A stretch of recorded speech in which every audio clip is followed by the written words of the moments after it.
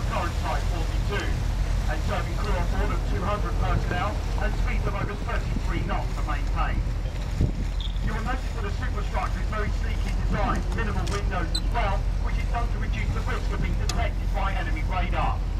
Talking of radar, these ships carry the Samson radar, a new piece of kit designed by BAE Systems. A very powerful radar which can not only see the enemy coming from hundreds of miles away, but also pick up an object the size of a cricket ball travelling through the air at speeds of Mach 3, 3 times the speed of sound. Following HMS Daring, up in the corner there of the pocket is a red and white warship A171, HMS Endurance. This is the only warship in the world to be painted this colour. That's because she's an Antarctic survey ship. In September of every year she will head to the colder parts of the world, not only taking sailors on board but also a group of scientists and Royal Marines. The Royal Marines, when they get to the colder parts, leave the Endurance behind them, trekking off on the ice for a 3-week ice expedition. So the chances are if we send them to the colder parts on a grey warship and the weather closed in, they would never find home again. Next ship along is the Grey Rover, a small fleet replenishment tanker that takes fuel, lubricants and other provisions to sea, such as food and fresh water for the fleet. In this corner we also have 5 black gates, 5 of the 18 working dry docks in Portsmouth. Inside Sea Lock West there are the sterns and superstructure of HMS Ark Royal, the third and the youngest of the Invincible class carriers who entered service back in the early 1980s. Entering dry dock 2.5 months ago, will not be afloat now for the next 3 months. Currently undergoing a multi-million-pound refit. The 5 dry docks in this corner also have a special purpose coaches. They can also double up as corridors into a 32-acre floodplain lake, which we'll go into a bit later on. Here we are now approaching the 86 Naval Dockyard, a ship being rated at 24,000 tons and a crew on board of 201 personnel. Made up of Royal Fleet and auxiliary sailors, but also Ministry of Defence civilian staff, as this ship has a fully equipped area as a medical centre for such times as natural disasters, for humanitarian aid, a bit like the earthquake that happened in Italy just a few months ago. Although she's big and grey and has a pennant number, this ship is not HMS. She's Royal Fleet Artillery, the second largest grey fleet in the world, to back up the Royal Navy. Alongside the 4 hostage boats, you also have TCL 1905, the yellow and black barge, which is currently removing sewage away from the ship, as the crew had a curry night last night.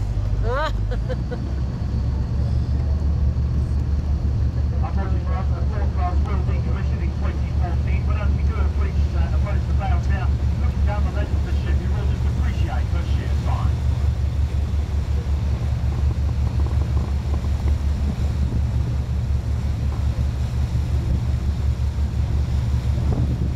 As we come down the bow of the 4 operative boat spreading now into the Fountain Acre, which eventually will take us up as far as the commercial part of Portsmouth.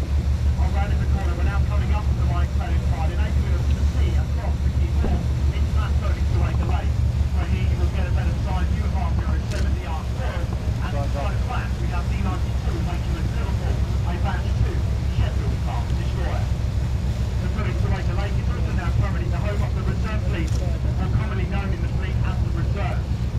Also in the 32-acre lake, some large grey sheds, the current home of Portsmouth Thornycroft. They moved the water from Southampton 6 years ago, undertaking a large shipbuilding contract, building the bow, the funnel and the main mast of the Type 45.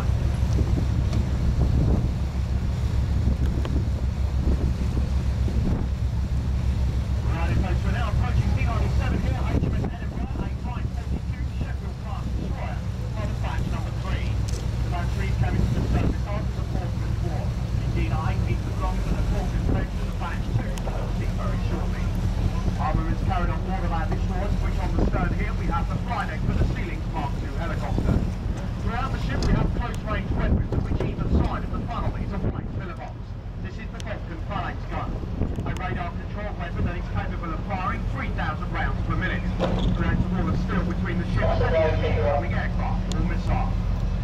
The main arsenal for the ship is right at the bow, that we're now approaching the twin robotic arm of the Sea Dart missile launcher, which then will be followed by the biggest Mark 8 Mach 1, 4.5-inch cannon. The 4.5-inch cannon doesn't look very impressive, but it aims low and it fires itself with a range of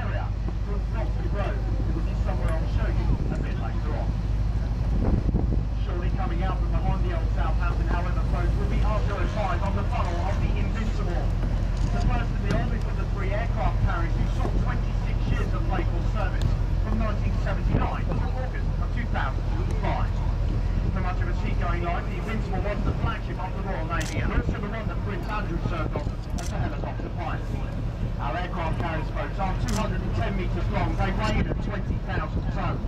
Well, at sea they will carry on board 1,300 crew, which is 1,000 ship's crew and 300 air staff and pilots. They go together with the GR9 jump jet, Sea King, Merlin, Chinook helicopters, and now even the Apache gunship. At 20,000 tonnes, I'm sure you'll agree, quite a large ship. However, we do have amongst the smallest carriers in the world. No doubt in recent events that have been happening around the globe, you may have witnessed an American aircraft carrier of the Nimitz class. They're over 4 times the size of the Invincible, weighing in at 102,000 tonnes, 6,000 crew, and 95 fixed-wing aircraft. However, we don't need our ships because we have the technology for the jump jet. Our planes will take off and land vertically. The American Navy then have to use the old steam catapult system, who shoot their planes on the front of their ship to high speeds in just over a few seconds. The other way of thinking about that is if you place a Volkswagen Beetle in the cradle, shoot it off the ship, it wouldn't touch water for 15 miles. Though it does make the question, how do they know that? D91 is HMS Dotty, another batch 2 Sheffield class destroyer. It's quite a famous ship in the fleet, and some of you may remember that a few years ago, probably broadcast around the world's media, that one of the British warships managed to find the rocks off the coast of Australia. That was this one. However, it was thanks to the quick thinking and expertise of the ship's crew that they managed to stop it from sinking altogether. Fear not, though, the captain has been given a new job since then. Good afternoon. AB6 mile, HQ. Right, folks, up in the corner there we have a 5 banana boat bringing in bananas and citrus fruits from the Caribbean. When the fruit reaches here, we place it into the large brown warehouses where then it'll be kept for anything up to 3 weeks. So much for fresh fruit. Don't worry too much, as this is where it's all right in the fumigated before we send it on to local supermarkets. However, we do send back to the Caribbean on board of these ships some rusty old coaches, lorries, cars and tractors, just to say thanks for the fresh fruit. And on completion of the turn, we have the cross-channel ferry berth currently running routes to Cardiff, Chippenham, Barlow, Santander and the Channel Islands. Running these routes at the moment, we have P&O, LD lines, Condor ferries, Brittany ferries, of which Condor ferries, as the Commodore Goodwill, reversing into a berth just behind the white superstructures here, and just come in from the Channel Islands, a freight traffic service only.